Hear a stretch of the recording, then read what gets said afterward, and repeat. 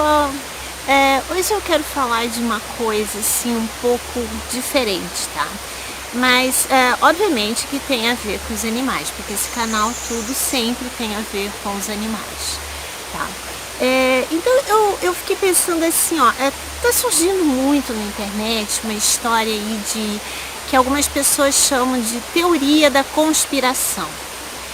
E aí eu fiquei pensando assim, tá, mas teoria da conspiração, o que será isso? Até que ponto essas coisas que estão falando são teorias da conspiração?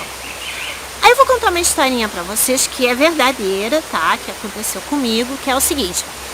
Quando eu era adolescente, eu era apaixonada pelos discos voadores, pelas histórias de OVNIs, de alienígenas que talvez estivessem até aqui na Terra, infiltrados no meio da gente e tal. E aí eu cheguei até a formar um grupinho, né, quer dizer, meu namorado, meus amigos da época, eu consegui convencer todo mundo até da gente sair muitas vezes e fazer verdadeiras vigílias ufológicas, tá? Claro que a gente não via nada porque era mais zoeira, nós éramos todos muito jovens, adolescentes, mas enfim.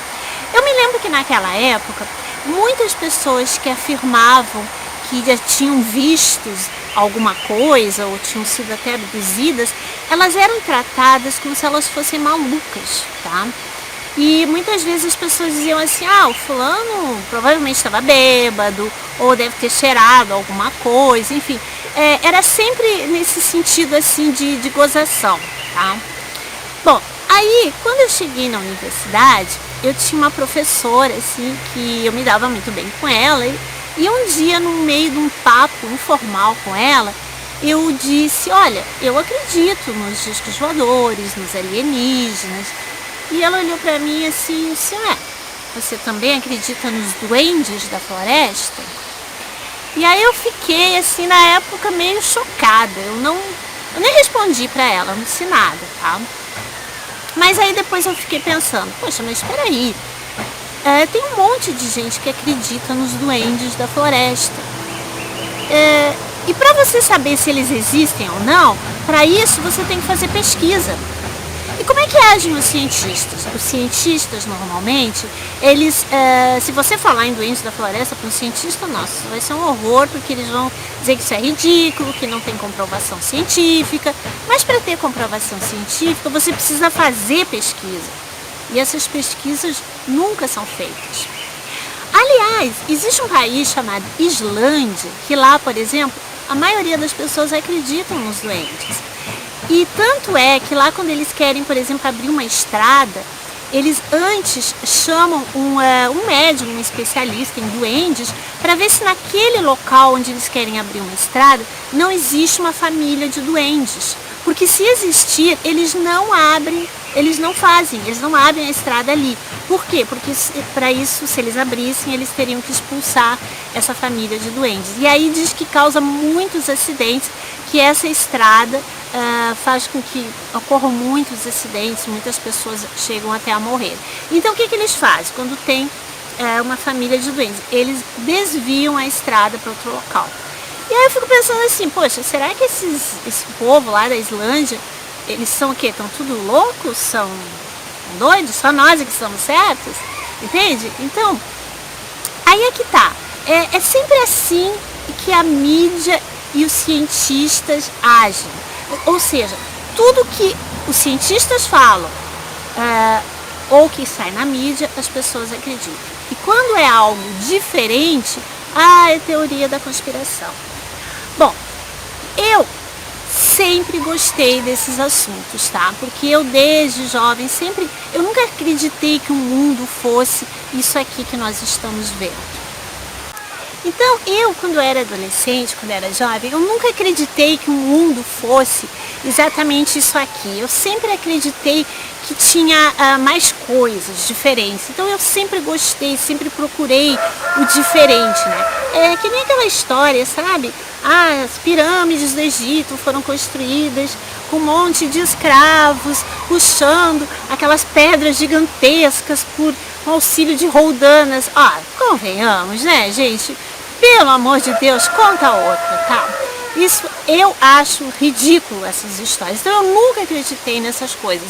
Eu sempre procurei coisas, explicações que me parecessem mais lógicas, pelo menos. Bom, dessa forma agora eu tenho visto muito vídeos de outras pessoas que falam dessa teoria da conspiração, no caso, né?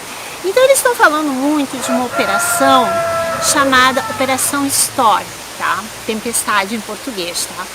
Que essa operação, ela estaria mostrando, por exemplo, uma coisa que ninguém pode negar, por exemplo, é que milhares de crianças somem no mundo todo.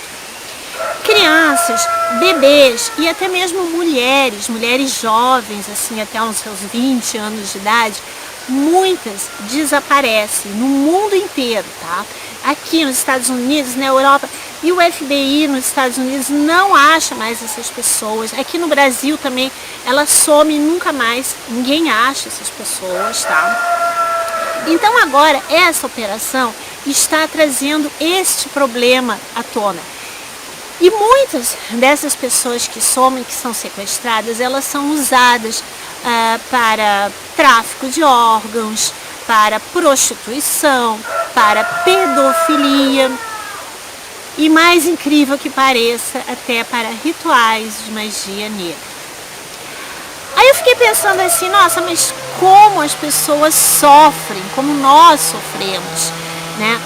E aí eu fiquei pensando assim, né? Mas não será talvez todo esse sofrimento porque é isso que nós fazemos com os animais também?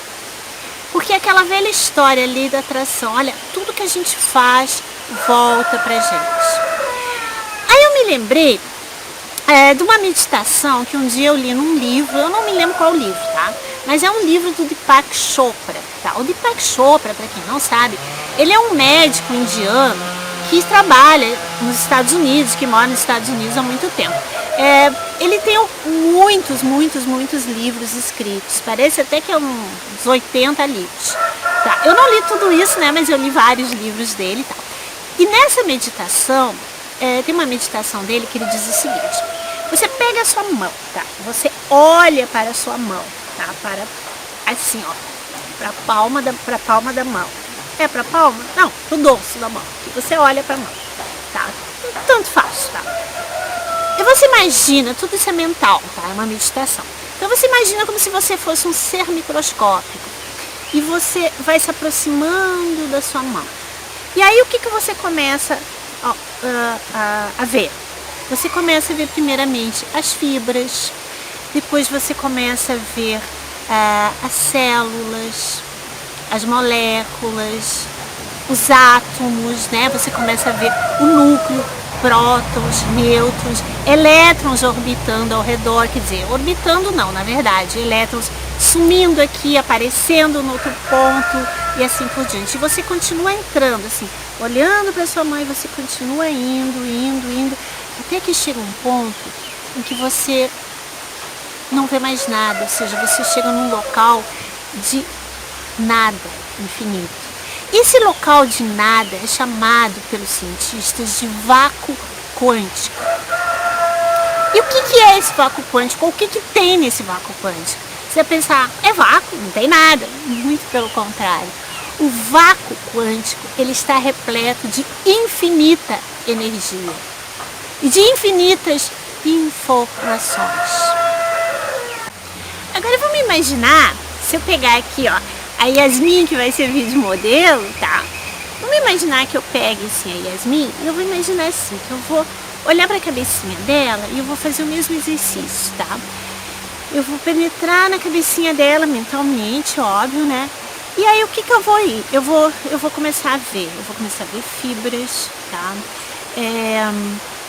Células, moléculas, átomos, prótons, nêutrons e elétrons sumindo, aparecendo. E eu vou indo. E daqui a pouco eu vou chegar onde? No vácuo quântico. Ou seja, se eu fizer esse exercício com uma pedra, com uma árvore, com uma estrela, com a lua, com planetas, com qualquer coisa, até com o ar, eu vou chegar sempre no mesmo local, que é o vácuo quântico. Ou seja, nós somos vácuo quântico. Tudo que existe é o vácuo quântico que está por trás. Então, toda vez que eu faço mal para alguém, é como se eu estivesse dando um tiro no meu próprio pé, porque é a mim que eu estou fazendo mal. Tá? É por isso que dizem que todos somos um. Tá? É por isso, porque em essência nós somos feitos desse vácuo quântico que é Deus. Tá? Então, é aquela coisa assim, ó, agora nós estamos numa época, assim, obrigada meu amor, agora nós estamos numa época em que as coisas estão aparecendo muito, que está acontecendo muito aquela coisa da separação, se fala do joio e do trigo. Tá? E muitas pessoas estão só esperando para ver as coisas maravilhosas que vão acontecer. Mas, gente, se nós não mudarmos, o que nós vamos continuar recebendo para nós? É justamente a violência. Eu vi um outro youtuber um dia falando assim que, por exemplo, esses animais, quando eles estão no matadouro, vocês imaginem que coisa horrível. Essas vaquinhas, elas muitas vezes elas chegam a se ajoelhar implorando pela própria vida. Imagina que horror. Agora vocês imaginem o que passam essas pessoas que são sequestradas, o horror, o medo, o pânico que elas devem estar passando. Eu fico pensando, será que tudo isso não acontece com as pessoas justamente por causa da maldade que nós cometemos com os animais? Vamos pensar o seguinte, se você quer colher flores, você tem que plantar flores. Não adianta você querer plantar pepino e achar que vai colher flores, você não vai. Então, tudo isso que nós estamos fazendo, essa nova era, se nós quisermos realmente sermos trigo, nós temos que melhorar a nossa conduta. Nós temos que deixar de ser egoístas.